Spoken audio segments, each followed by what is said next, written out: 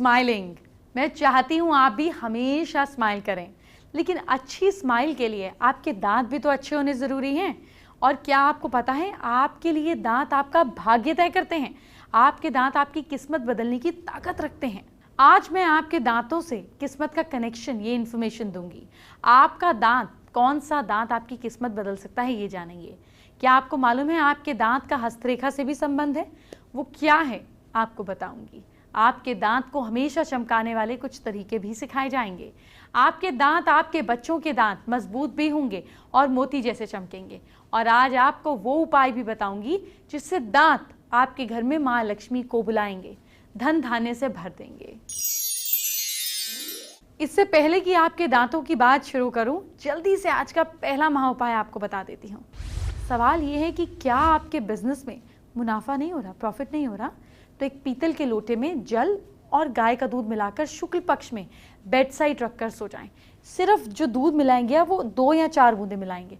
सुबह उठ के ये जो दूध और जल है, ये पीपल के पेड़ पर श्रद्धा पूर्वक चढ़ा दें। ये उपाय 11 दिन तक लगातार करें। आप जानते हैं मैंने आपको बच्चों की तस्वीर क्यों दिखाई? क्योंकि किसी भी बच्चे के जन्म के साथ ही उसकी कुंडली तय हो जाती है। मेरी और आपकी भी हो चुकी थी। लेकिन क्या आप जानते हैं जन्म नक्षत्रों का सीधा असर आपके दांतों पर पड़ता है और ये दांत हमारी पर्सनालिटी पर बहुत असर डालते हैं। ज्योतिष में इसे बहुत अच्छे से समझाया गया है। तो आज मैं आप और मैं आज इसी बारे में खास बात करेंगे। आपको दांतों से समझाती हूँ। जिसके ऊपर के 2 दांत, ये ऊपर के 2 दांत बड़े होते हैं, ये लोग भाग्यशाली होते हैं।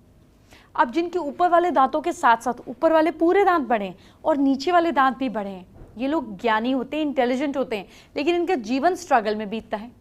जिनके छोटे छोटे दांत होते हैं और एक बिल्कुल लाइन से सीधे सीधे छोटे छोटे दांत चलते हैं, वो चंचल स्वभाव के होते हैं। इनका बुद्ध मजबूत होता है, इसलिए बुद्धि बहुत तेज होती है। अच्छा, ऊपर के दांत अगर ये बहुत ही ज़्यादा बड़े हैं, ऊपर के दांत बहुत बड़े हैं, तो ऐसे लोगों का मंगल मजबूत होता है। ऐसे लोग लाइफ में एक अच्छी पोजीशन, एक अच्छे पॉइंट पर ज़रूर पहुंचते हैं। अगर दांत बड़े हैं और उनमें गैप भी हो, दांतों में गैप होता है ना, तो ऐसे व्यक्तियों की लाइफ में 42 साल की उम्र तक स्ट्रगल होता है और ऐसे व्यक्तियों को गुस्सा भी बहुत आता है। अगर किसी की नीचे की दाढ़ जल्दी गिर जाए और उसका शरीर भी भारी हो, तो उसका किस्मत जो खुलती है वो 36 साल की उम्र में खुलती है। किसी के दांत पे दांत होता है, आपने देखा दांत पे दांत चढ़ा होता है, एक दांत दूसरे दांत के ऊपर, ऐसे लोगों का शुक्र मजबूत होता है। यश, वैभव, मान सम्मान मिलता है। चेहरे और बोलचाल में सौम्यता आती है। अभी तो आपके दांत से जुड़ी कुछ ही जानकारी मैंने आपको दी है, बहुत कुछ बताना बाकी है, आपको आगे बताऊंगी।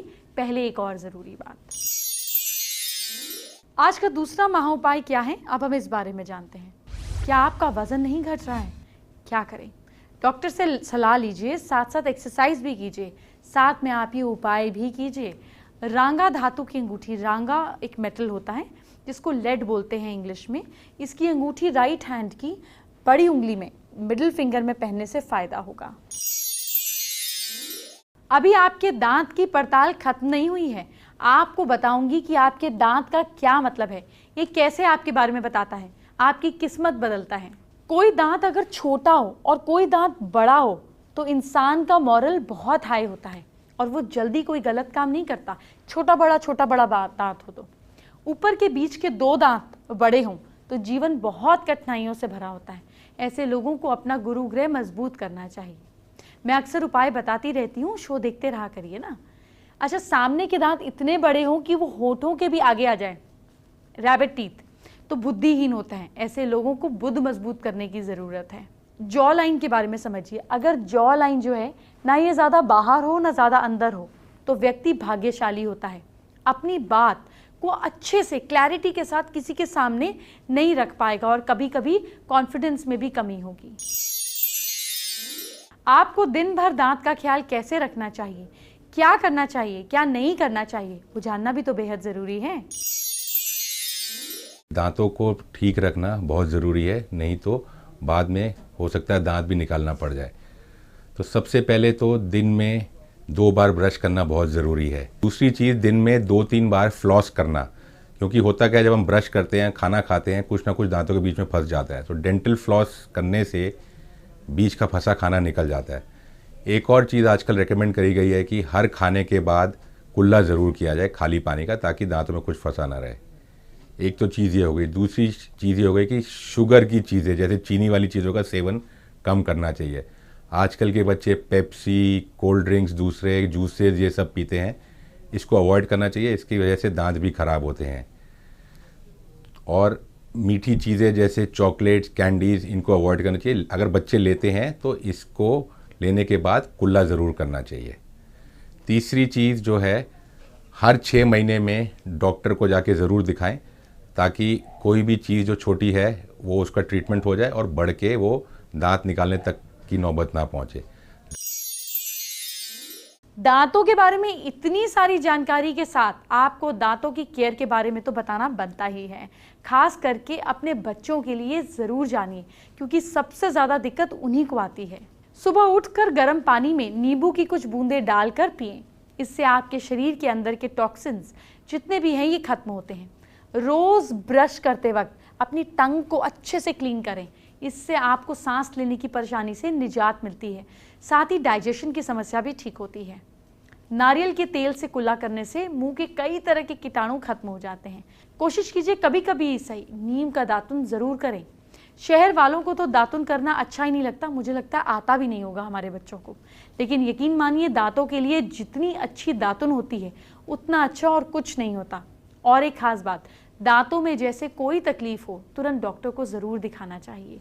किसी भी तरह की लापरवाही ना करें। मैं हमेशा कहती हूँ, सही समय पर सही इलाज सबसे ज़्यादा ज़रूरी होता है। अब चलिए आपको आज का तीसरा महा उपाय क्या है ये बता देती हूँ। सवाल सुनिए ध्यान से। क्या आपको किसी कॉन्स्पिरेसी का डर है कि कहीं कोई आपके अगेंस्ट कुछ कर रहा है? काले घोड़े की नाल या अंगूठी कृतिका नक्षत्र वाले दिन घर के गेट या उंगली में धारण करने से मुक्ति मिलती है। आपके दांतों के रिलेटेड एक और चौंकाने वाली बात, क्या आप जानते हैं कि आपके हाथों में दांत से रिलेटेड दर्द की हस्तरेखा भी है। आपको हाथों की लकीरों से आप जान सकते हैं कि आपके दांतों में दर्द रहेगा या नहीं। चलिए समझाती हूँ। देखिए, सबसे पहली बात समझिए, जब हम दांत के दर्द की बात करेंगे तो लेफ्ट और राइट दोनों हाथ में ये सिम्टम आना चाहिए। तो सबसे पहले बात करेंगे आपकी मिडिल फिंगर की। आपकी मिडिल फिंगर का जो एरिया है वो जब ख़त्म होता है, उसके नीचे का जो एरिया है इसको शनि पर्वत कहते हैं।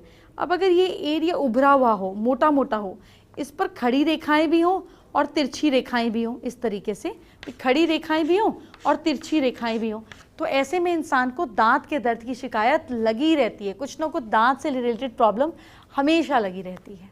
और कई बार ऐसा भी देखा गया है कि ये जो आपकी भाग्य रेखा होती है ना शनि पर्वत के नीचे, सपोज ये टूट रही है या इसमें बहुत सारे फोक निकल रहे हैं, इस तरीके से हो रही है, जैसे फोक निकल रहे हैं बहुत सारे, या ये रेखा टूट टूट के बन रही है, इस एरिया में टूटा फूटा अगर कुछ भी है तो समझिए दांत की तकलीफ तो आपको रहने ही वाली है। ये इसका मतलब होता है।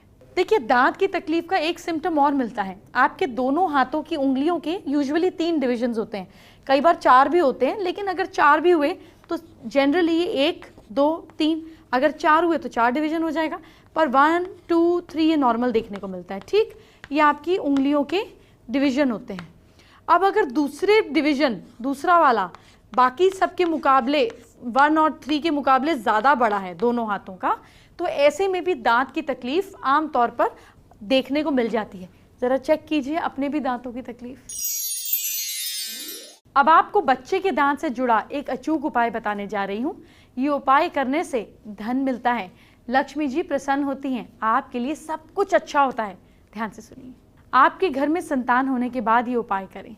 बच्चे का पहला दांत जो टूटकर धरती पर ना गिरा हो, संभाल कर रख लें। किसी भी वीरवार को, जिस दिन पुष्य नक्षत्र हो, उस दांत को धोकर किसी चांदी की डिब्बी में बंद कर लें। अगर किसी के लिए चांदी की डिब्बियाँ खरीदना कठिन है तो उस पर चांदी की पतली सी परत ही चढ़वा लीजिए। इस दांत को सदा अपने बटुए में या जेब में या अलमारी में रखिए। इस दांत में धन वृद्धि कराने का गुण होता है। महीने में एक दिन, जिस नक्षत्र में बच्चे का जन्म हुआ, इस दांत को सूर्यदेव के दर्शन करवाकर गंगा जल से धोकर धूप दीप दिखाकर फिर बटुए, जेब में या तिजोरी में रख लीजिए। पहली संतान की दांत की तरह उसकी नाल भी बहुत प्रभावशाली फल देती है।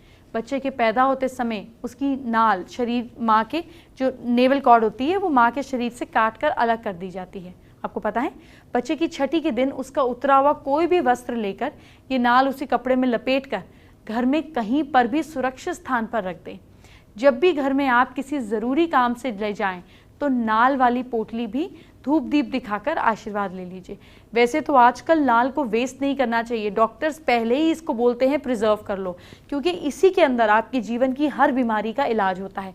प्लीज़ अच्छे हॉस्पिटल में अगर आप प्रेग्नेंट हैं, बेबी होने वाला है, समझिए जाकर इसको। ये नई टेक्नोलॉजी है, आपके बच्चा जीवन भर सुरक्षित रहेगा, बहुत ज़्यादा पैसे भी नहीं लगते हैं और इस नेवल कॉर्ड को हमेशा के लिए प्रिजर्व भी किया जाता है।